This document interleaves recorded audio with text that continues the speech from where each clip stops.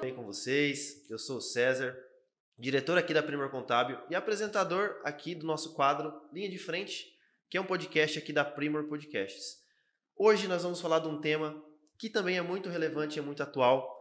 Sei que tem muitos empreendedores que estão enquadrados nessa categoria de MEI, microempreendedor individual. Hoje trouxe aqui duas pessoas mega especiais. São colaboradoras aqui da Primor, aqui da Acelera MEI, e vou pedir para elas se apresentarem, falar um pouquinho delas, das experiências, para a gente seguir com esse tema que é muito bacana e muito relevante. Meninas, com vocês, se apresentem. Olá, César e Tailine, tudo bem com vocês? Então, eu sou a Letícia, tenho 25 anos, estou aqui no grupo há cerca de 1 ano e meio, sou formada em Ciências Contábeis. Iniciei na recepção, trabalhei com MEI um tempinho, fui para o departamento financeiro e atualmente estou com os atendimentos com os MEIs. Legal. 1 ano e meio, Lê, aqui? 1 ano e meio. Top, show de bola. Tailine. Vamos lá. Então, pessoal, prazer estar aqui, César, Letícia e toda a equipe. Me chamo Tailine, tenho 21 anos, sou formada em Pedagogia, estou na Primor há 1 ano e 2 meses, exatamente 2 meses, tá? Eu comecei também na recepção, na verdade eu peguei da Letícia, né? Ela saiu da recepção e passou ali para mim. Então eu comecei e fiquei alguns meses só na recepção e fui para o departamento de MEI, né? Fiquei um tempo lá e recebi um desafio de trabalhar o sucesso do cliente, né? Aqui dentro da empresa, então acabei acatando esse desafio e desde então estou ali. Legal. É curioso, né? A Lê é formada em Ciências Contábeis, né? E a Tailine em Pedagogia. Então é uma formação diferente aqui da nossa realidade. Sim. O que a pedagogia te ajuda, né, aqui dentro da execução do seu trabalho? Tanto com os MEIs quanto com o sucesso do cliente. O que contribui para o seu dia a dia, Tailine? A pedagogia, ela é muito abrangente, né? Tanto que a gente vê que tem pedagogia empresarial, tem pedagogia hospitalar e por aí vai, né? Tem vários ramos. E a pedagogia, ela trata muito do ser humano, né? Das fases que um ser humano passa, o crescimento, a evolução, o aprendizado constante. E aqui para dentro traz isso aí para mim, porque a gente precisa estar o tempo todo se atualizando sobre as informações, né? No caso do microempreendedor, quando ele chega aqui, alguns chegam já com muita informação, com muita bagagem, outros sem, né? Então eles querem saber, então você precisa solicitar, né, desse cliente ali o básico, né? O que você sabe? E a partir dali começar a orientar ele. Então você precisa ensinar, você precisa acompanhar o crescimento e a evolução desse cliente, né? Então eu acredito que a pedagogia ela traz isso do senso de atendimento mesmo, sabe? Legal. Essa parte de você ter essa paciência, você ter essa empatia com o outro. Então para mim é gratificante poder trabalhar isso, né, no qual eu sou formada aqui dentro, aplicar isso aqui dentro. Show de bola. É uma curiosidade que eu tinha, né? Que eu agora te perguntei aqui no nosso episódio, que eu acho que realmente é bem complementar. E aqui, produção, como que a gente recebe os nossos convidados? Por favor. Obrigado, tá? Por vocês terem aceitado o convite. Ó, agora eu falei certo, hein? Terem aceitado o convite. É pra gente falar desse tema realmente que impacta muitas vidas, muitos brasileiros empreendedores. Que é sobre o MEI. Como que a gente pode legalizar o MEI e evitar os riscos com a Receita Federal? Então, nada mais justo que trazer vocês aqui, que são especialistas em MEI, para a gente falar sobre isso. Né? Para começar, eu queria trazer aqui para a discussão, quando ela precisa abrir uma MEI? Quando? Né? Eu estou de bobeira, eu vou abrir uma MEI. É assim? Acho que não. Como que é? Quando que a pessoa precisa abrir uma MEI? Eu acredito que para a gente começar isso aí, é bacana a gente entender o que é o MEI, né? Então, o MEI ele foi criado em 2008 e ele veio com uma modalidade empresarial um pouco mais simplificada. Qual que é o intuito? É formalizar aqueles profissionais que, de certa forma, trabalhavam livres, digamos assim, tá? Então, Tailine, eu trabalho aqui como doméstica, por exemplo. Faço, né, alguns serviços ali na casa de certas pessoas e não tenho nenhuma formalização, eu só executo o serviço. Posso abrir um MEI? É um caso, tá? O MEI ele veio para isso, para formalizar essas pessoas. Ambulantes, né, Letícia? Me ajuda aí com isso, o pipoqueiro, o pedreiro, por exemplo. Certo. Que anteriormente não tinha nenhum amparo legal e agora, né, com essa opção do MEI, ele fica amparado e também consegue exercer suas atividades de forma mais adequada, mais segura. Legal. O MEI, eu não lembro exatamente, mas quando eu comecei minha caminhada na contabilidade, como office boy lá em 2008, foi mais ou menos essa época aí que começou a surgir o MEI. Sim. Eu lembro que ainda como office boy, eu já ajudava a constituir MEI, a fazer atendimento de MEIs, né? E eu lembro que naquela época tinham muito mais atividades. Muitas outras atividades que hoje já não se encaixam mais. Então, também há quem diga que, claro, essa formalização ajudou muita gente, porque passou ali a ter um CNPJ, passou a contribuir para o INSS, né, que a gente vai falar depois aqui, emitir nota, né, quando preciso, mas também há quem diga que foi uma própria estratégia da Receita, e eu acredito nisso, né, que é realmente tirar essas pessoas do escuro, né, do ócio ali, da não contribuição, e trazer elas para uma clareza, né? Então, muitas pessoas que não tinham nada passaram a ser MEI. Legal. No decorrer desse tempo, né, de 2008, do início dessa minha caminhada para cá, 9, 10, 11, 12, ano a ano foram caindo atividades. Consequentemente, essas pessoas que eram formalizadas, de duas uma, ou matavam o negócio, é claro que se é um negócio que dava renda para ela, ela não iria fazer isso, ou migrava o regime. Então, naturalmente, uma MEI passava a ser uma ME, né? Ou daí no Simples Nacional, ou presumido, enfim, de acordo com a realidade do negócio. Então, há quem diga isso também, né? Que foi uma estratégia da Receita, e eu acredito nisso. Vocês acreditam nisso também? Sim, inclusive tiveram casos de pessoas que falaram, eu tenho uma MEI e de repente não consigo mais emitir nota, fui lá gerar o DAS, não consegui. O que aconteceu? A gente foi ver, foi desenquadrado por causa da atividade. Nossa, e a pessoa talvez nem sabia, não né? sabia, não tinha nem ideia do que poderia ter acontecido. Aí foi... Então. E isso também vai de encontro a uma coisa que a gente vai falar também, da falta de assessoria, né? Que talvez hoje a pessoa se formaliza, pode fazer em casa, tranquilo, mas eu acho que só se ela tiver domínio, né? Se ela ainda tiver dúvida, é melhor realmente que procure um profissional. Mas, enfim. Mas quais os benefícios, né, que uma pessoa tem, né, se ela se formalizar hoje? O primeiro deles é a contribuição com o INSS, né? Sim. Eu acredito que esse é primordial. Então, uma pessoa que ela trabalha ali de uma forma autônoma, ela não tem nenhuma segurança jurídica, né? Legal, não tem nenhuma base nesse sentido, e pode ser que em algum momento ela venha precisar, né, de um auxílio-doença, alguma coisa relacionada a isso. Se não contribui, como é que fica a situação, né? Até na questão da aposentadoria depois, né, isso vale muito, tem um peso muito grande. Então, a primeira coisa, fez a abertura de um MEI, você tem uma contribuição mensal, uma única contribuição mensal, e a maior parte desse valor é o INSS. Tá? Então, além disso, né, além de você ter isso, você tem aquela segurança de que você tá com o seu negócio legal, você consegue emitir nota para seus clientes, né? Porque quando a gente fala, por exemplo, do pedreiro que você mencionou, se ele é contratado por uma empresa para fazer os serviços, essa empresa depois vai criar uma nota. E se ele não tem um credenciamento para emitir nota, ele pode perder esse serviço, né? Então, é interessante você estar credenciado, tá com as suas coisas ali certinho para você executar e desenvolver o seu profissional. Né? Tem mais algo a acrescentar, né? Que às vezes eu não lembrei. Seria a facilitação também de conseguir crédito, né? Questão que também o pessoal procura bastante. Preciso abrir porque eu preciso de um dinheiro. E seriam mais questões mesmo, previdenciárias e questão de nota fiscal, que você tem a possibilidade de fazer emissão. Certo. Eu acho que também seria um ponto positivo, né? Uma vantagem, a facilidade que é para fazer isso, né? A pessoa decide, não, eu quero abrir uma MEI. Quanto tempo que demora para isso acontecer? Minutos. Minutos. Então, e é diferente hoje de uma empresa, né, em outro regime, no Simples Nacional, por exemplo, né, que tem uma série ali de avaliações, né, um tempo, né, e de exigências, né, é diferente. Então, acho que junto com isso, né, que a gente falou, que vocês falaram, eu acho que essa facilidade também, né, contribui muito para esse desenvolvimento, né, para a pessoa realmente tomar a decisão, né, de, eu vou constituir e trabalhar formalizado. Show de bola. E quem pode? Quais são os requisitos necessários para a pessoa ter uma MEI, para se formalizar hoje?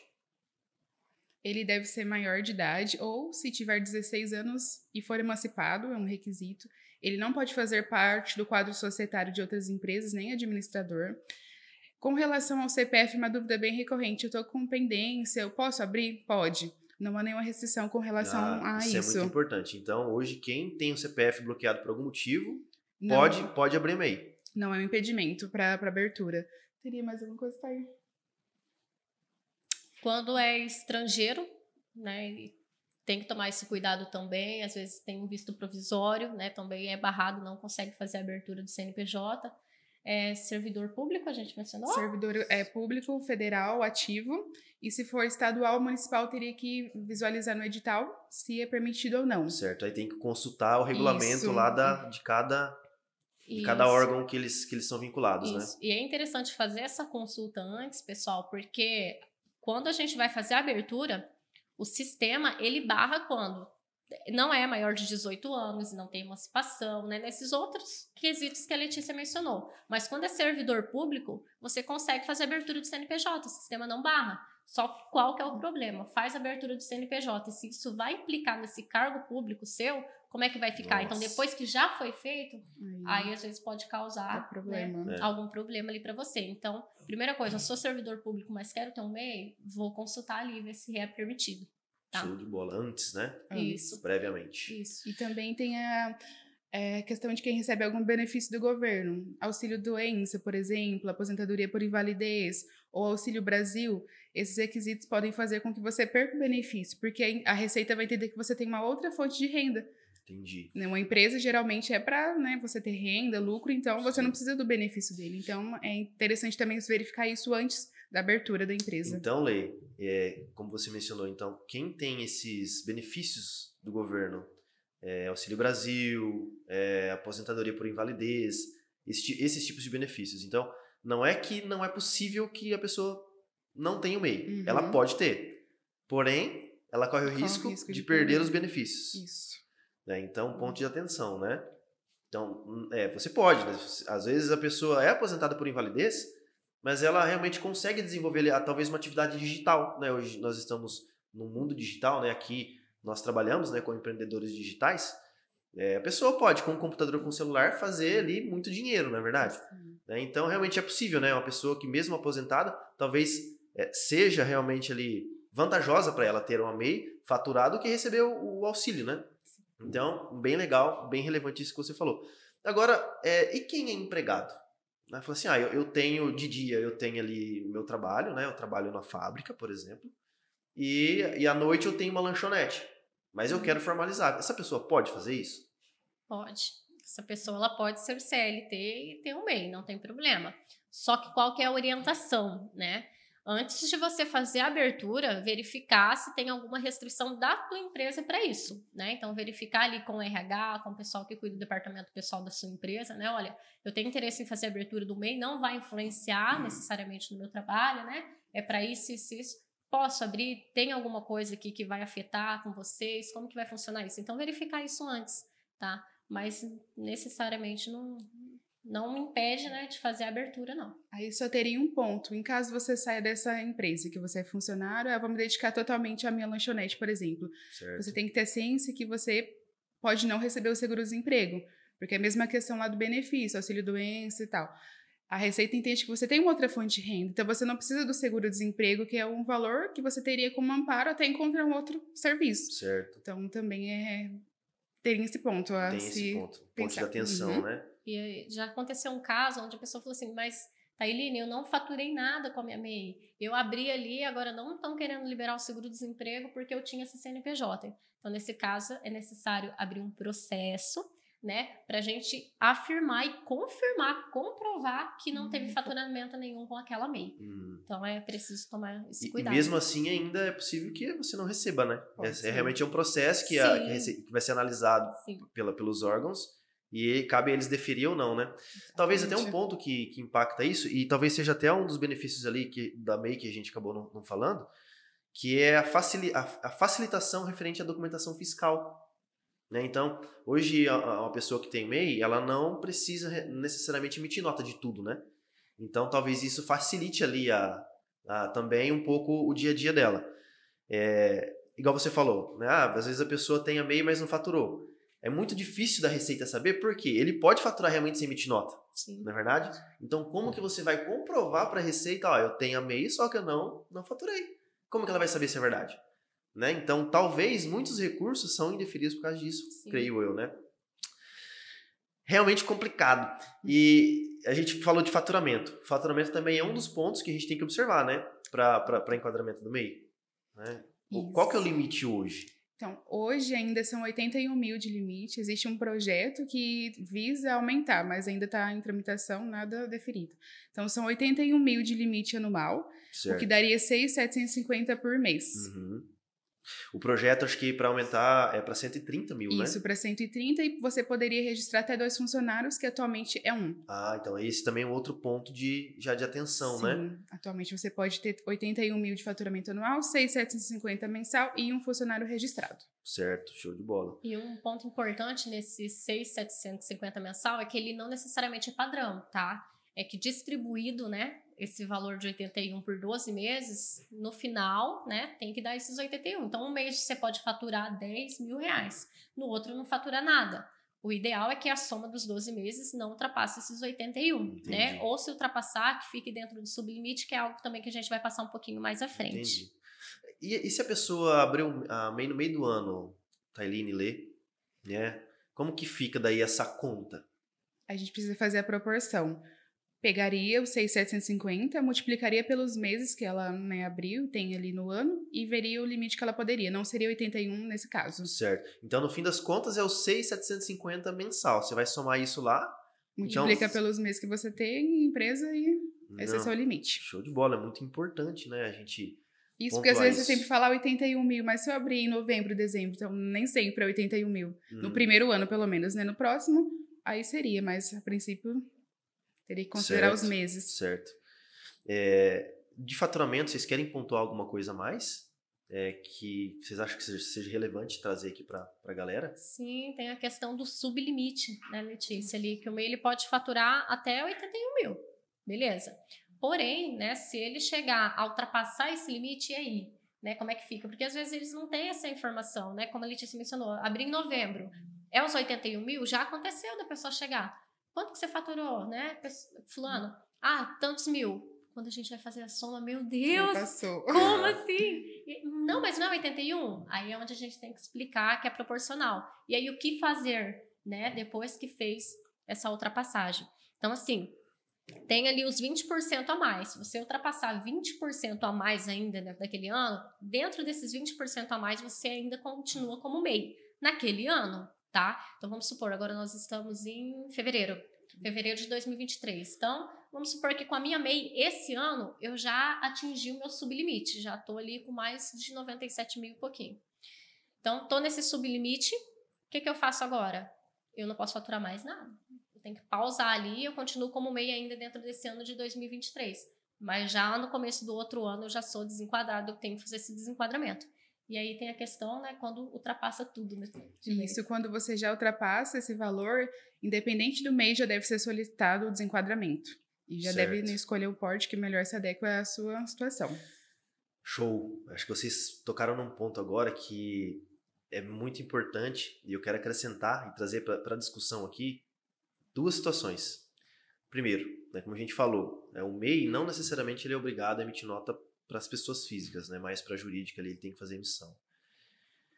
Mas, se a pessoa fatura e vende no cartão, né, a gente sabe, né, que não é o ideal, mas muitos MEIs hoje, o que eles fazem? Por não ser obrigado a emitir nota, né, eles faturam mais desse limite de 6.750 que vocês falaram, né, que a gente falou aqui.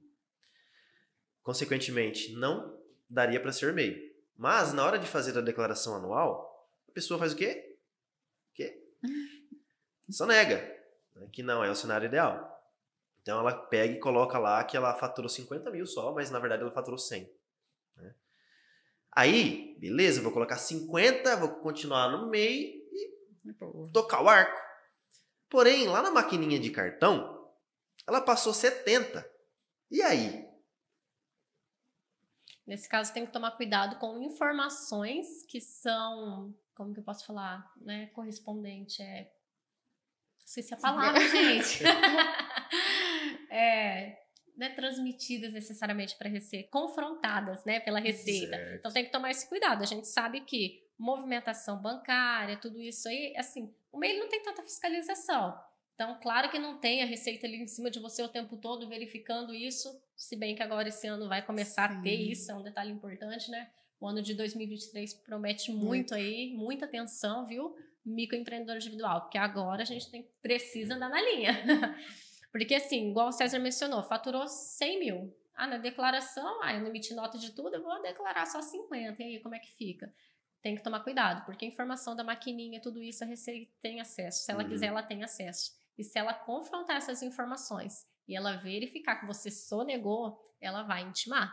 E nesse momento é aquilo que entra, né? O MEI não precisa de contador. Nessa hora vai precisar. Porque é onde, né, alguém, uma assessoria, um contador vai precisar estar ali para estar auxiliando o MEI nesse quesito. Né? Então, você pode sonegar ali? Você pode sonegar. Mas em algum momento a Receita pode questionar.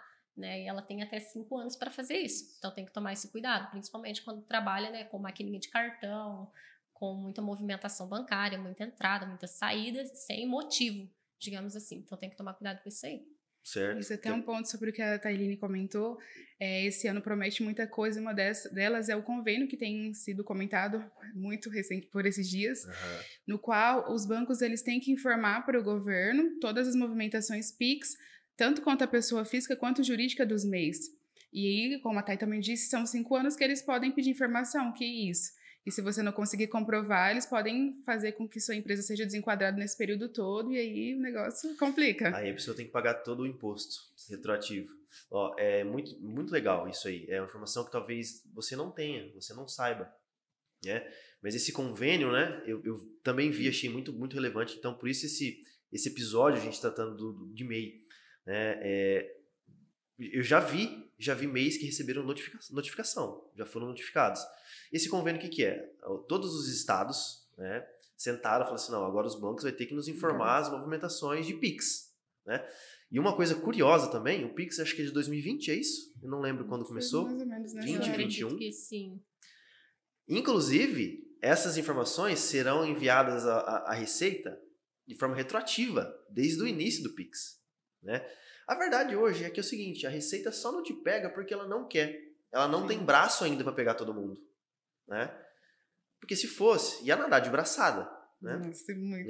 Então, eu já vi casos de MEI que foram notificados, né? Uma cartinha linda da Receita Federal que chega, falando, ó, fulano de tal, você faturou você movimentou de PIX na sua conta de CPF, né, pessoa física, X nesse mês, X nesse mês, X nesse mês, o ano todo. E na PJ, isso. Na soma total, deu 140 mil. E o limite do mês, como a gente já falou, 81. Aí a Receita vai falar o quê? Se justifique. Né? Entre com o recurso ou já vai estar escrito lá. Pague o imposto de forma retroativa. E nessa aí que a Tailine falou, né? Daí você vai ser obrigado a procurar um contador. Então, assim, existem meios, formas, forma legal de você realmente conseguir. Claro, ó, imposto, gente, a gente não vai fugir. Não tem como escapar para sempre de pagar imposto, né? O que existe são meios da gente minimizar esse impacto de forma legal, né? Que é o que a gente faz na Primor, é o que a gente faz na Acelera, ajudando os empresários, os empreendedores. Né? Então, nisso tudo é o cuidado, né? Um bom planejamento tributário, é olhar, né? Não misturar física com jurídica, ter a conta jurídica separada, movimentar o que é dela tudo lá e ter esse cuidado e contar com uma assessoria. Né? Porque numa dessa, né, você acha que está economizando, que a Receita não está te vendo.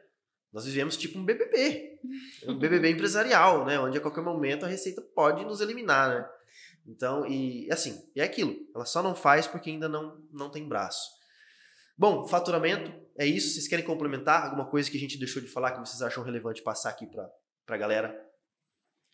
Acredito que o pessoal tem que tomar esse cuidado, né? Eu friso isso, tomar esse cuidado, ter uma planilha, ou contratar algum sistema de gestão financeira é importante. Não só executar o serviço ali, receber, igual o César mencionou, né? Manter conta física e jurídica separado, que é o que a gente faz aqui. Quando o pessoal vem no Acelera, né, a gente faz ali a abertura, ou depois de um certo contato, né, a gente explica para a pessoa como que funciona isso aí, principalmente quando é abertura, né? Porque geralmente quem já vem ali pra gente com o MEI aberto, ele já tem algum controle, alguns sim, alguns não, né? Mas é interessante todos manterem isso aí. Aqui na Primor e na Acelera nós temos uma parceria com o Banco Digital também, né? Então é muito interessante isso. Olha, gente, é essencial. Abrir um CNPJ, já faz a abertura de uma conta PJ. Não mexe com conta física e jurídica no mesmo local, porque isso vai bagunçar muito, vai ficar difícil até para você ver o crescimento da tua empresa, né? Porque muitos começam como MEI e já tem planos de depois fazer um desenquadramento, né? E é isso que a gente quer, que cresça, que evolua, e para isso você precisa acompanhar ali, ver se está tendo lucro, ver se está tendo crescimento, como que está sendo a saída, né? Então, utilize uma planilha, utilize um sistema, cuida do seu faturamento, dessas entradas, dessas saídas, porque isso vai interferir muito, né? Tanto ali na declaração do MEI, né? Evitar que em algum momento tenha uma surpresa aí na sua casa, uma cartinha da Receita, uma intimação, e tanto também enquanto pessoa física, né? Porque senão começa a movimentar tudo na pessoa física e isso pode trazer problema para a pessoa física. Legal, o velho ditado, né? É muito mais fácil você organizar algo quando está no começo do que depois, quando, né, virou caos. Então, tenham-se cuidado, tá? Nesse começo aí. É isso? Ó, falamos um pouco de faturamento. Lá atrás falamos dos benefícios. Eu quero dar ênfase numa coisa aqui que está sendo, assim, todos os brasileiros praticamente têm, né? Alguns têm e não sabem que tem, só que é uma coisa essencial para que a gente constitua um MEI, né? Sabemos que é forma facilitada de abrir, né? Então são alguns poucos documentos, mas tem um que é uma coisa chave para a gente conseguir constituir, que é a famosa senha GOV, né? A famosa senha GOV. Temos muitos problemas aqui com isso, né? Às vezes a gente, qual é a sua senha GOV para a gente constituir para você? Às vezes a pessoa tem e não sabe, né? Eu não vou nem falar disso porque, nossa, só de lembrar da senha GOV, tudo que a gente já passou, né? Até arrepia, né? Mas eu quero deixar para vocês falar um pouquinho da senha GOV, o que ela é, para que ela serve, né? E a importância disso para o microempreendedor individual. A senha GOV, ela é um acesso digital, né, que vai dar um acesso para você ali a alguns serviços públicos do governo. E para abrir um MEI hoje, é obrigatório você ter a senha GOV-BR. Se você não tem essa senha GOV, você não consegue fazer abertura. E mais que isso, eu tenho aqui a minha senha. Lá dentro do GOV-BR, pessoal, tem 3 níveis, sendo bronze, prata e ouro. Ó, parece até medalha de Olimpíada, né? Bronze, prata e ouro. Como que funciona isso, né? Até um tempo atrás, a gente conseguia fazer a abertura ainda dentro do nível bronze. Então, a pessoa só tendo a senha estava ótimo, você conseguia fazer a abertura. Do ano passado, Letícia, pra cá, começou a ser barrado. Pessoa que tem bronze, ela não consegue mais abrir. E olha só, nem baixar um MEI. Então, Sério? Se você tem o seu CNPJ, precisa baixar, e você não tem o nível GOV ali, num nível um pouquinho maior, você não consegue fazer abaixo daquele CNPJ. E com isso, né, continua gerando ali a guia mensal, e isso vai gerando uma dívida, então olha o transtorno. Então é interessante manter, né, essa senha GOV não só para quem é MEI, tá? Mas para outras questões também, questão de INSS, né? A gente vê muito que o pessoal acessa com senha GOV, tá? Carteira de trabalho digital. Carteira digital. Para acessar precisa, né, Lê? Precisa. E nesses níveis, o primeiro é o bronze, é o básico, você abriu, você consegue, né, ter. O prata você precisa ter ou CNH, ou então você consegue fazer o aumento desse nível pelo aplicativo bancário. E precisa ser um banco físico. E para o ouro, você precisa ter o cadastro biométrico junto ao Tribunal Superior de Justiça. Acho que seria o eleitoral. E que seria o nível máximo. Para isso, você consegue acessar todas as funcionalidades. Então, no bronze, eu consigo algumas coisas. No prata, ouro, outras. E no ouro, aí seria o máximo, eu conseguiria todas. Ele tem um nível equiparado ao certificado digital, que também, né, show de bola. Você consegue fazer todos os acessos. Então, traduzindo, é muito importante não só para o MEI, mas também para todos os brasileiros. Por isso que eu falo, acho que todos, né, as pessoas, talvez que não tenham o MEI efetivamente, mas tem ali a carteira de trabalho digital, tem a senha GOV e nem sabe, né? E assim, dentro dessa jornada, né, que vocês atuaram, é claro que já passaram muitos MEIs aqui, né? Nós temos muitos clientes, né, que são MEIs, mas contem aí um caso curioso pra gente, né, do MEI. O que vocês já viram acontecer, né, ou de solicitação, ou até de senha GOV, né? Eu tenho uma aqui, mas vou deixar a minha para depois, eu quero ouvir vocês primeiro. De senha GOV, deixa eu lembrar algum. Senha GOV, geralmente o pessoal não quer passar, né? Porque até no aplicativo em si fala que é uma senha confidencial. Então, quando a gente pede ali, às vezes a gente tem essa dificuldade, né, das pessoas não quererem passar essa senha GOV. tá? Então, em qualquer local, você vai fazer abertura de um CNPJ MEI, você não consegue fazer sem a senha Gov. Então, às vezes, o pessoal não quer passar, né? Então, a gente faz todo o atendimento ali, às vezes tem tudo certo para abrir, mas não passa sem a Gov. Aí a gente não consegue fazer. E às vezes até passa mais no nível bronze. E a gente precisa do prato ouro. E aí a dificuldade muitas vezes é conseguir aumentar esse nível de confiabilidade, porque a pessoa não tem CNH, não tem um cadastro biométrico, não tem conta em banco físico, e daí? Certo. Então, já pegaram muito caso assim, Sim. da pessoa não conseguir aumentar nível. Sim, também. Um caso curioso é assim, né, que eu já vi. A pessoa, ela tinha senha Gov, mas aí ela não lembrava, então o e-mail era de recuperação. E quando o e-mail de recuperação é o e-mail da ex. Eita. E aí? Como fazer esse contato? É difícil, então assim, acontece, né? A senha Gov ela é muito particular realmente, então coloque o seu e-mail, por favor. Por favor. Né? Pra você não precisar ir lá falar com o seu ex. Ou com a sua ex. É muito complicado. Bem isso. Acho que no geral eu já vi casos curiosos também de e-mail. Pessoas, né? Claro que de forma errônea, né? Ilegal, tentar dividir receita. A pessoa já sabe que não se enquadra no MEI. Eu sei, eu faturo tipo 60 mil, não é nem no ano, 80 mil. Por mês eu faturo, não é nem no ano. Dela querer dividir faturamento. Então ela pega aí o pai, a mãe, só não pega o cachorro porque ele não tem CPF, né? Pra abrir. Mas pega todo mundo, abre um MEI cada um e vai ali trabalhando. Então assim, que risco é esse, né? Pelo amor de Deus. Não façam isso, né? Até porque você pode gerar um problema não só para você, mas como também para pessoas que te amam, né? Ali seu pai, sua mãe.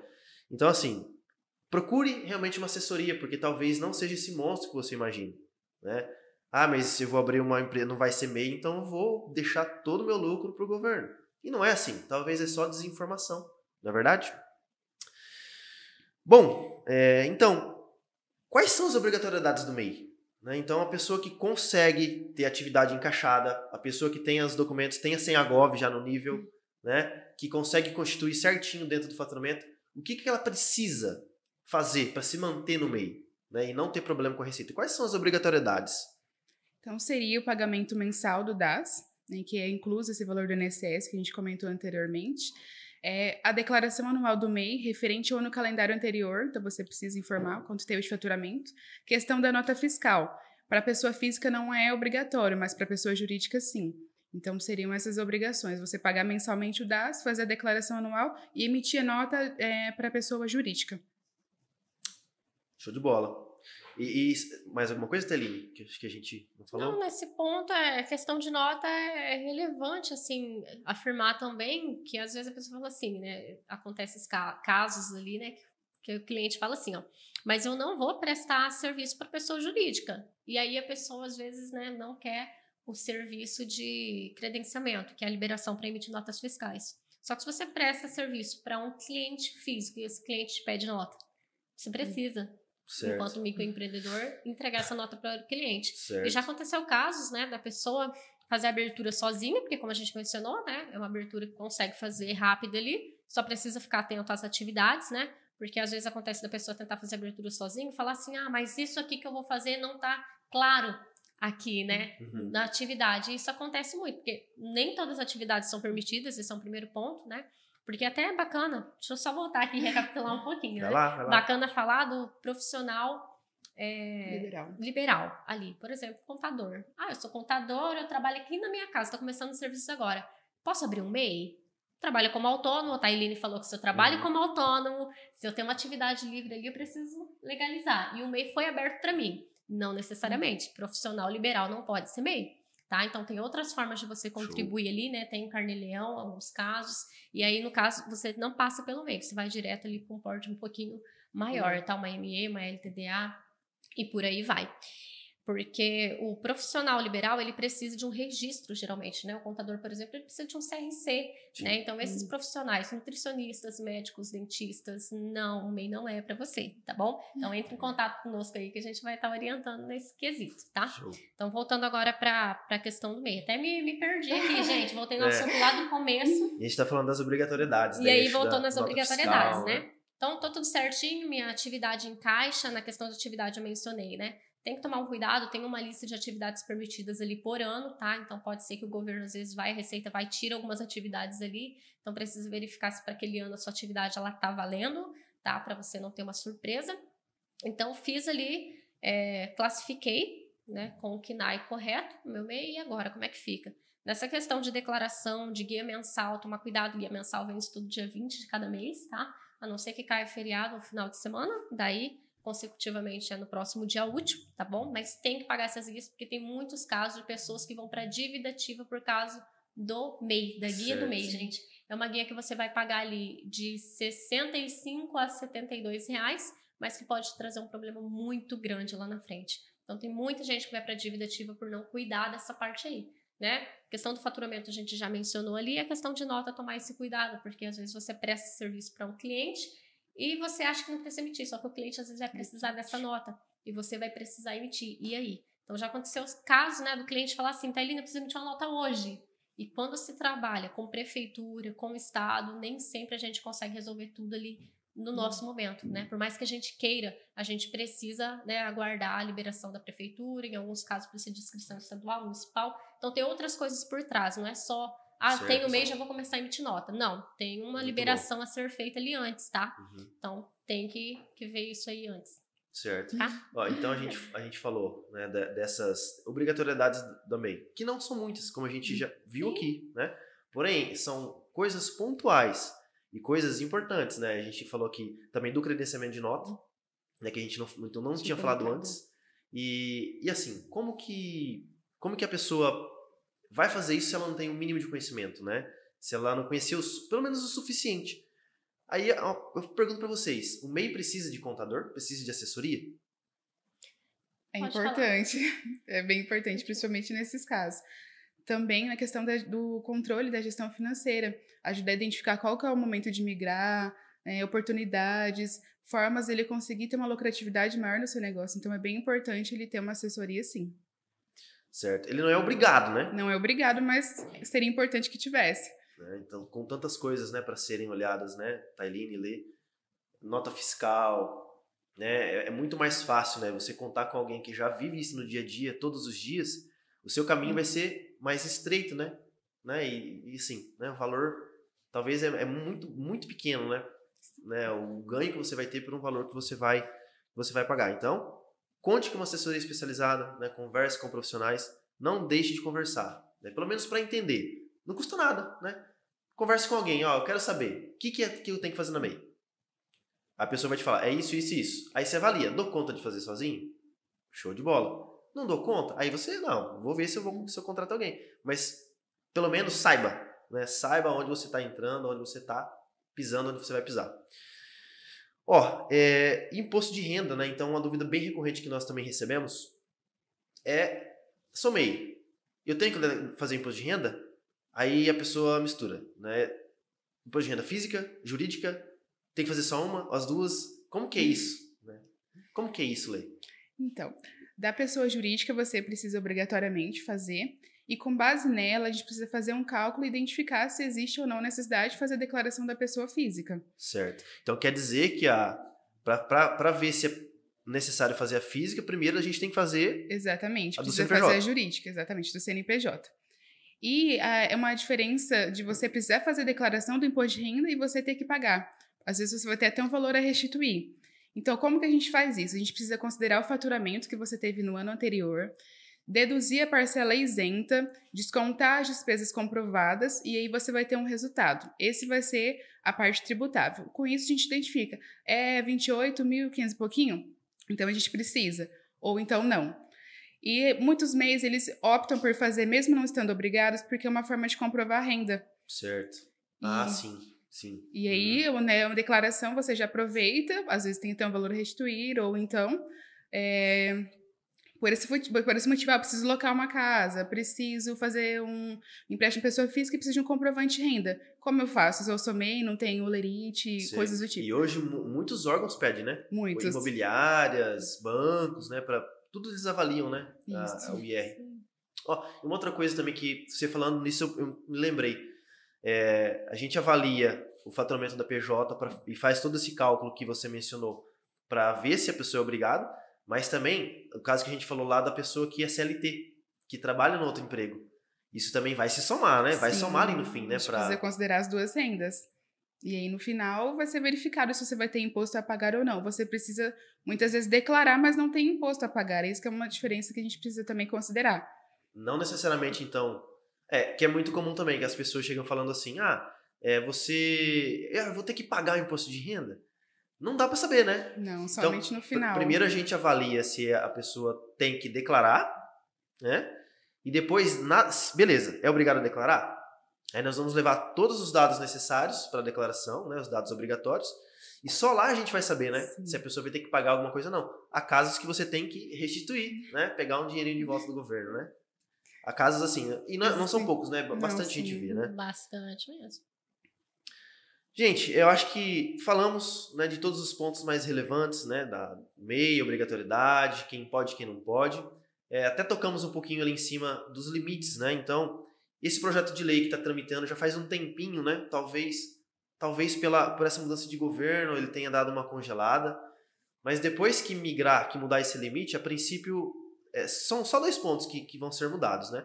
É faturamento de 81 para 130, né? Que daí no mês dá 10.833. E os funcionários de 1 para 2. Acho que é isso, né? Isso. Seria isso. Mas até agora também está congelado, não tem nada. E certamente para esse ano não dá para afirmar, né? Mas ainda, se for aprovado, seria a partir do próximo ano. A partir do próximo ano. Isso. Então, você que está aí excedendo, né? Procura aí um profissional, pode ser a gente aqui, né? Para orientar vocês a como ter uma boa estratégia mesmo, né? Financeira, fiscal, para não ter problemas com a receita. E depois, né? Enquadrando dentro da MEI, é possível, né, que seja feita a migração de simples para MEI, de MEI para simples, né? Então isso a gente consegue avaliar e realmente para te dar a melhor estratégia tributária. Gente, mais alguma coisa que acho que a gente esqueceu de falar? Falamos acho que tudo, né? Um pouquinho de tudo. Um pouquinho de tudo. Show de bola. Bom, então é isso. Queria agradecer vocês. Como foi no começo, né, que eu recebi vocês com uma salva de palmas, vou pedir a produção me ajudar mais uma vez aqui. Agradecer a presença de vocês, viu? Gente, é isso. Esse foi o Linha de Frente. Ficamos à disposição para tirar suas dúvidas de e-mail, temas, sugestões de mais conteúdos aqui para o nosso podcast. Pode sugerir, fiquem à vontade. Um grande abraço e até mais.